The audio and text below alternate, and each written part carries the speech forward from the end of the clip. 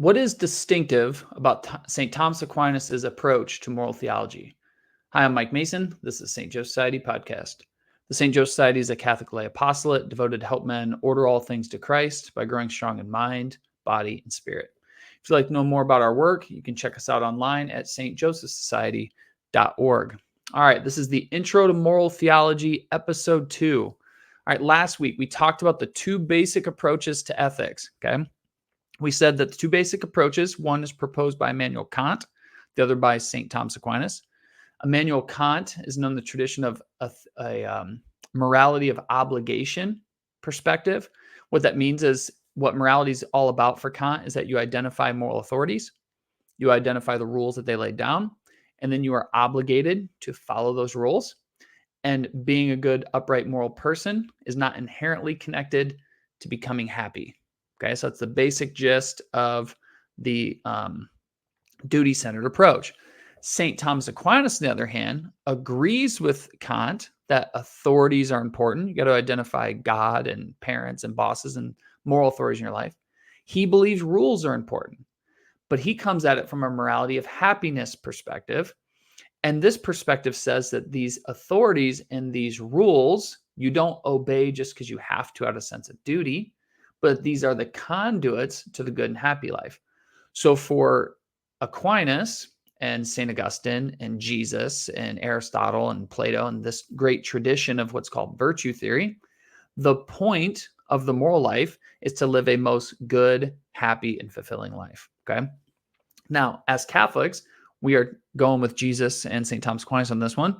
We're going to follow that line of thought. So for us, as we're studying ethics, we're always going to have an eye towards the moral life's goal is to make us happy and live full and fulfilling lives. Okay, so we talked about that last week. We also briefly surveyed 3 postulates on ethics.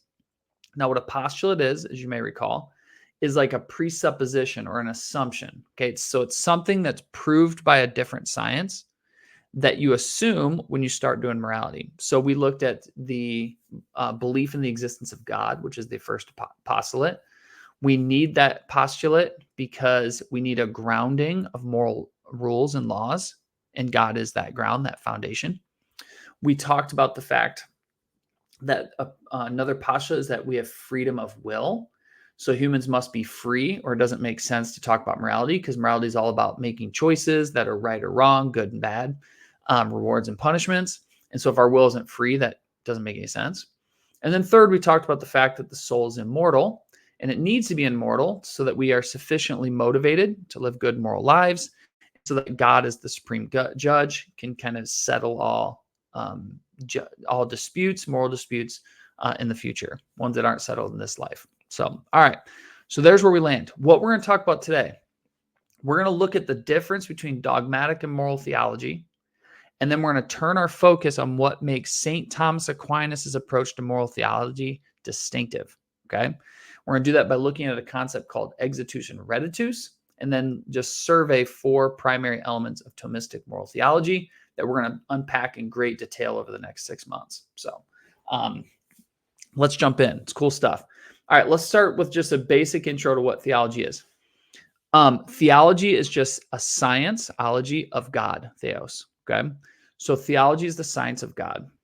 Now, when we do theology, we can look at God himself. Okay, that's kind of like the principal primary form of theology. And then we can also discover how created things are related to God. And then, of course, within that, Jesus is the bridge between the creation and God himself. So what theology does is it studies those sort of things. Now, all of theology can be broken down into 2 basic branches. One is dogmatic theology. The other is moral theology. And now these are closely related. So think of them like 2 sides of each coin. Okay. What dogmatic theology concerns itself with is what we must believe. Okay. So if you think of saying the Nicene Creed after the homily, so when we get up and we profess that together, those are dogmas of the faith. So I believe in God, the Father Almighty, creator of heaven and earth, and in Jesus Christ, his only Son, our Lord. These are dogmas. When you study dogmatic theology, you're looking in depth at things like the Trinity. You're looking at who is Christ. You're looking at the saints and the Blessed Virgin Mary, a theology of the church, salvation, that sort of stuff. Okay. So dogmas are things that we believe. Moral theology concerns what we must do. Now, as I talked about in earlier podcasts, the practical implications of dogmatic theology is moral theology. So we don't want to think of these two disciplines as completely separated. That's not a Thomistic way of approaching the question. That's not how we're going to approach it. But that as we study these dogmas, they have implications for how we live. Okay, so we don't want to completely divorce these two things, but they certainly are distinct. Okay. So that's the kind of the basic breakdown of those. What we're going to focus on in this series over the next 6 months is a deep dive into moral theology. All right. If you want to see an introduction to kind of some of the dogmas of faith, our boot camp is a really good example of that. If you have not been through that yet, or if you have, that's a good example of us, a 9-month study in dogmas. All right. So here we go. To introduce you guys to Thomistic moral theology, I want to look at the concepts of exitus and reditus. All right. And then we're going to look at 4 basic elements of Thomistic moral theology that we'll unpack for the next 6 months. So this is just very introductory. And as we rep these out over the next 6 months, you guys will really start to master them. All right, let's look at the theme of exitus and reditus. Exitus and reditus, those Latin terms, are translated just right what you'd think of in English. So exitus sounds like exit, reditus, return. Okay. What the theme of exitus and reditus is it's that there's a movement of exitus or procession away from God, and then there's an upward return to him. So the concepts of exitus and reditus are really, really, really important for all of theology, but moral theology in particular, because all of theology talks about how created things proceed from God only to return to him.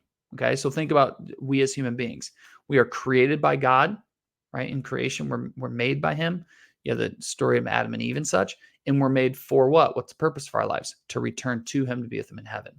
All of theology revolves around this theme. Okay, so kind of getting that into your head is really, really important because it helps kind of unlock or help, maybe not unlock, maybe bring the pieces of theology together in a way that you can coherently think about them. All right. So here's a quote by St. Thomas Aquinas on this exitus reditus theme. He says, "So because the fundamental aim of divine teaching is to make God known, not only as he is in himself, but also as the beginning, exitus, and end of all things, reditus, and of reasoning creatures especially, we now intend to set forth his divine teaching by treating first of God, second of the journey to God by reasoning creatures, third of Christ, who as man remains our road to God." So notice the way St. Thomas Aquinas lays out the entire Summa Theologiae, which is his masterwork of theology. He says, listen, here's what it is. You talk about who God is because we proceed from him. We talk about the journey of us back to God. That's the reditus. And then the path we walk is Christ himself. So you guys see all of theology is kind of encompassed in this exitus reditus theme, which is why it's just so fundamental. Okay.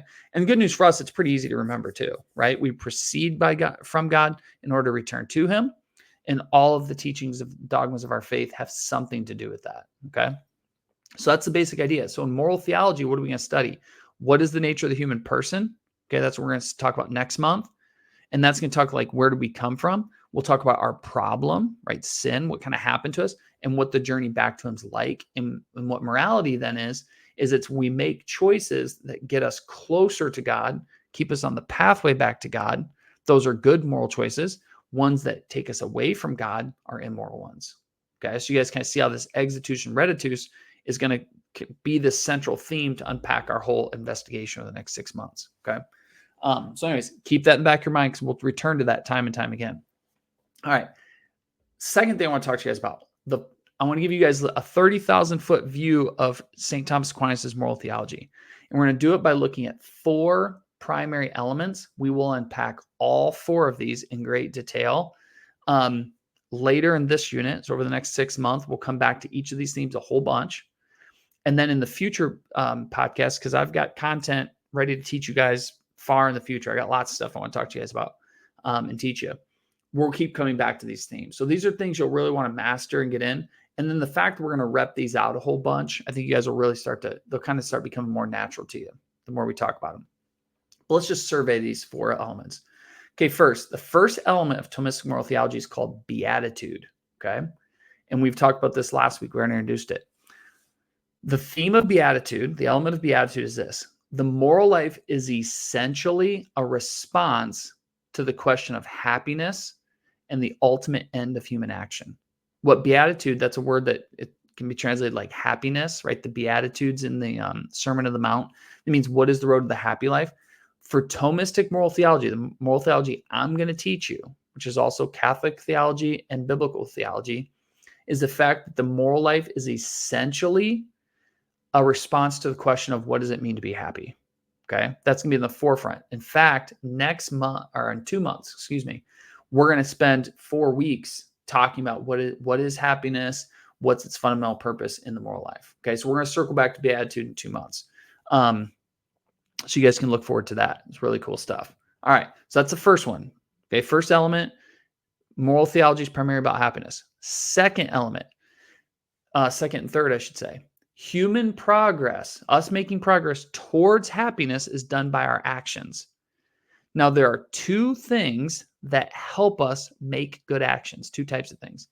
One are called interior principles. These are things God puts inside of us to help us make good choices and help us to be happy. And then there's these exterior principles, things that come from outside of us, who equip us also to stay on the pathway to happiness and attain it in the next life. Okay. Interior principles, things inside of you. These are the virtues. You guys have probably heard about those, right? Justice, prudence, fortitude, and temperance. Virtues are things that we develop, that we possess, that help us stay on the path to eternal life and true happiness. We also have gifts. So there are these gifts that are spiritual gifts that are given to us that complement the virtues. Those are also inside of us that God gives us. And of course, we have to talk about the contrary vices and sins that oppose these things, but those are interior. So a lot of our moral investigation is we're going to look at how the virtues and gifts equip you to live a good moral life and become a happy person. Exterior principles, these are things that come from the outside. These are moral laws and moral precepts. So God's going to give us laws like the 10 Commandments. He's going to give us moral precepts that are found in things like the Sermon on the Mount. These then come from the outside to help us stay on track to live a happy and good life. Also, God's going to supply us with grace. So when you're up against a temptation, things like that, God's going to supply grace for you to keep you on the path. So in our investigation of the Catholic moral life, we're going to look at these two principles, things that are inside of us that help us live good moral lives and become happy. Also things aided on the outside. All right. Last thing is, once we know where we're going, that's to be happy. Once we have an idea of these interior principles and these exterior principles given to us to live good moral lives, well, then we have to do the fourth element of Thomistic moral theology, which is called prudential judgment. Prudential judgment is that once we know where we're going, once we're equipped with the tools to get there, we actually have to make choices to do it. So prudential judgment is taking these things God's equipped us to make good choices and applying them to our situation. Okay. So when it says something like thou shalt not steal, you have to apply that to your life to say, okay, is this thing I'm about to do an example of stealing or is it not? Or the thou shalt not lie, is the words I'm about to utter violate that commandment or not? What prudential judgment is how that application takes place. Okay. Guys, this is Thomistic moral theology. So Catholic moral theology in general is that exitus and reditus, right? We proceed from God to return to him. All theology investigates that. In Thomistic moral theology that I'm going to teach you, what's the moral life about? Number one, becoming happy. Two, what interior things does God give you to stay on the road to happiness? Those are things like virtues and gifts. What does he give you on the outside? Those exterior principles. Those are laws, precepts, and grace. And then how do we take this knowledge and make good choices in the here and now in order to live it out? That is Thomistic moral theology. I hope that was clear for you guys. Some of these concepts might be new to you. No big deal. They were new to me at 1.2.